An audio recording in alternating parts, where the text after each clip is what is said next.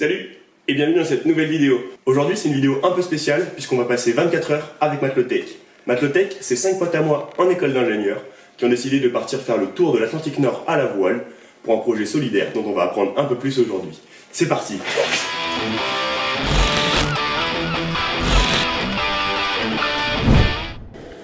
Je crois qu'on les a trouvés.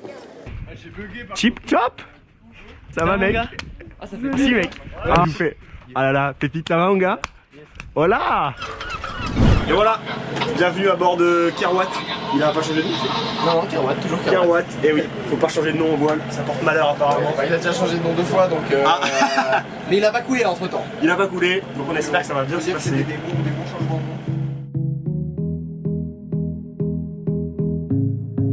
À bord, on retrouve nos 5 matelots. Parmi eux, il y a Noam, le chef de bord, Théo, le second, Oscar, le physicien et mécanicien de l'équipe. On y retrouve aussi Mayol, trésorier de l'association et homme à tout faire. Et enfin, Adrien, le moussaillon responsable de la communication.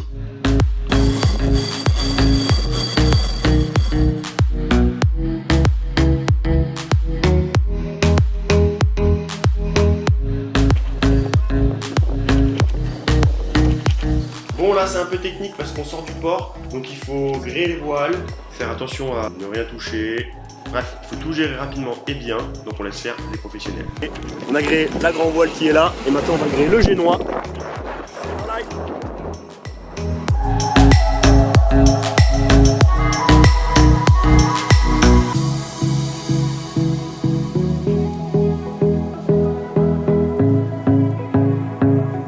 T'as besoin d'aide ou ça va?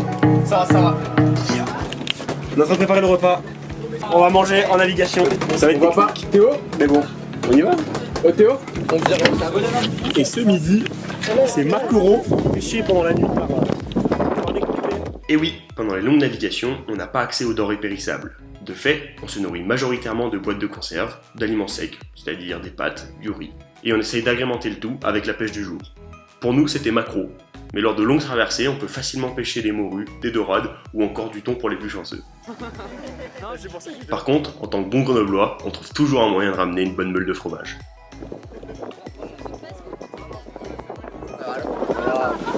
C'est toujours une saveur, hein. Je vais vous dire.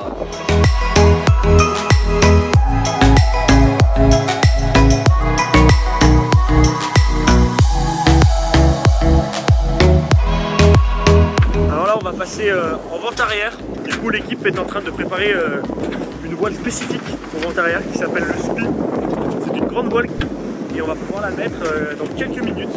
Donc là, on est en train de ranger ce qu'on appelle le génois. Enfin, Théo fait l'effort, mais on range le génois pour ensuite pouvoir sortir le SPI. Ok, Mayol, tu te mets au piano? Ouais, tu gères les écoutes. Tu veux que te. Attends.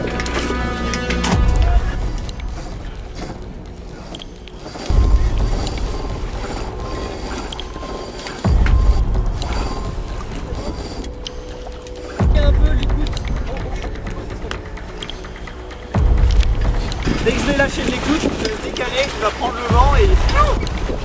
Bah un peu ouais. Oh tio.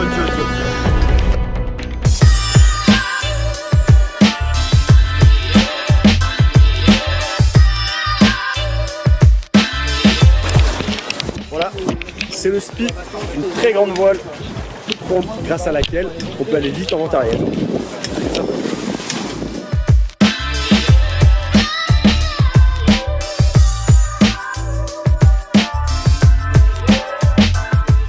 Mais Matelottech, c'est pas que de la voile, c'est aussi un projet solidaire qui a pour but de documenter des low-tech.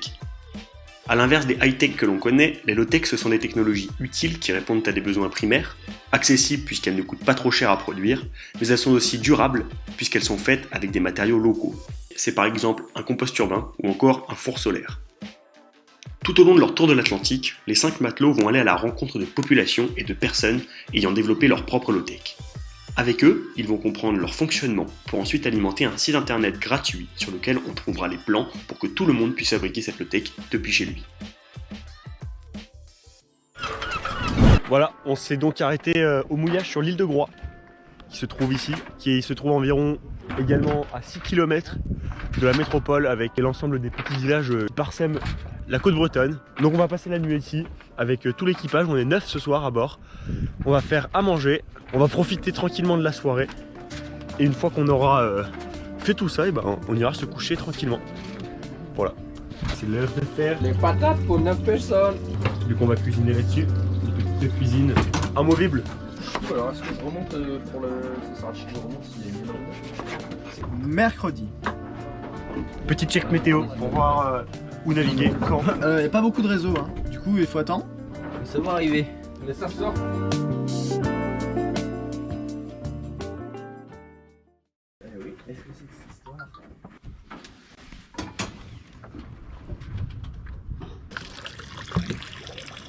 Voilà, un réveil un petit peu matinal ce matin pour la nuit. Ça a bougé un petit peu. C'était marrant. Mais du coup j'ai quand même très bien dormi. Donc voilà, on va attendre que tout le monde se réveille et puis on va prendre le petit déjeuner avant de repartir faire une navigation.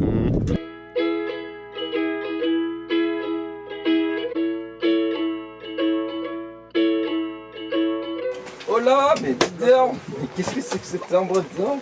Genre, ça peut être mouillé quoi. Oh bah si c'est mouillé, de toute façon je le mettrai pas. Bah alors, l'équipement. Attends que je monte ma baguette. Allez go. Ouais, tu regardes et puis après juste pour le guindant tu... Ouais je reculerai. Ouais je reculerai. Qui fait relais? C'est Oscar. Tu fais relais toi.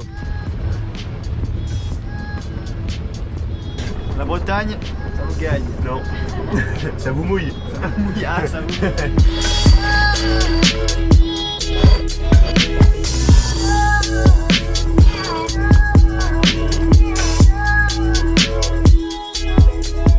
Bon, moi je profite de cette matinée typiquement bretonne pour vous parler un peu plus du projet. D'ici quelques jours, Maclotech se lancera à l'assaut de l'océan Atlantique. En passant par l'Espagne et le Portugal, ils feront leur première vraie escale aux îles Canaries. C'est depuis là, d'ailleurs, qu'ils entameront leur transatlantique pour rejoindre les Caraïbes. Ils y passeront quelques mois avant de se lancer une nouvelle fois dans l'infinité de l'océan.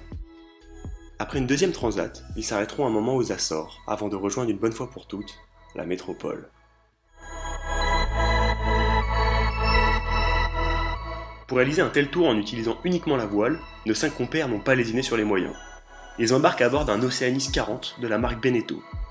Ce bateau de 40 pieds de long, soit 12 mètres 192 exactement, est équipé spécialement pour subvenir aux besoins du bord. Panneaux solaires et hydrogénérateurs pour l'électricité, radar pour le confort et la sécurité, ainsi qu'un iPad avec tout un tas d'applications d'aide à la navigation. Les équipements de sécurité ont d'ailleurs été spécialement choisis pour une telle traversée. Un radeau de survie hauturier, c'est-à-dire pour le grand large, pour accueillir jusqu'à 6 personnes. Un équipement complet en partenariat avec la marque Gicoten, gardant nos aventuriers au chaud et au sec. Et enfin, une VHF, qui est une sorte de talkie-walkie de sécurité, et qui fait parfois des siennes.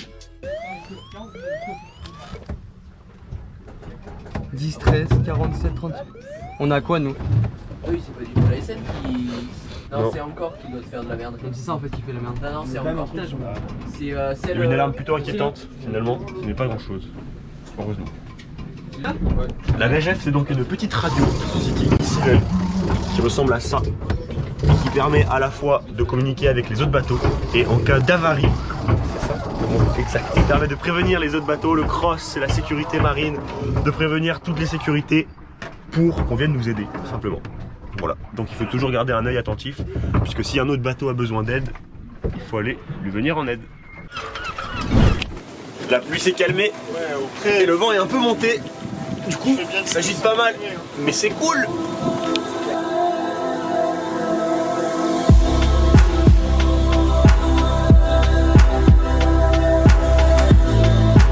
Qu'est-ce qui se passe? L'événement du jour. Ramène le poisson, je ramène le poisson. Il est lourd, je le sens. Non, c'est depuis là pour le il est énorme. Eh, t'as beau Macron? On donne l'eau aux pêcheurs, ça fait une belle photo ça. Juste le poisson là, tu vois là ils sont rien. C'est... Ah, attention Théo, il se coupe jamais. On va passer derrière. Vous avez envoyé la ligne? Ça pue, Sa tête pour l'instant. mais ça a l'air pas mal.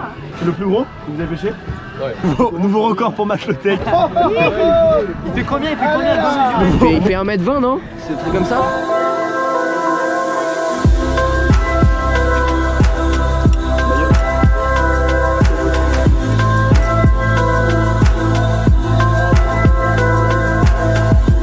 Vous pouvez remarquer que parfois nous portons des gilets de sauvetage, comme sur ce plan. Et parfois non, comme sur ce plan-là. Leur port permanent est conseillé, mais l'encombrement qu'ils engendrent nous convainc de l'enlever lorsque les conditions ne sont pas trop musclées. Cela dit, lorsque le vent se lève et la houle augmente, le chef de bord nous demande de l'enfiler, ce qui nous sauvera certainement la vie en cas de chute par-dessus bord.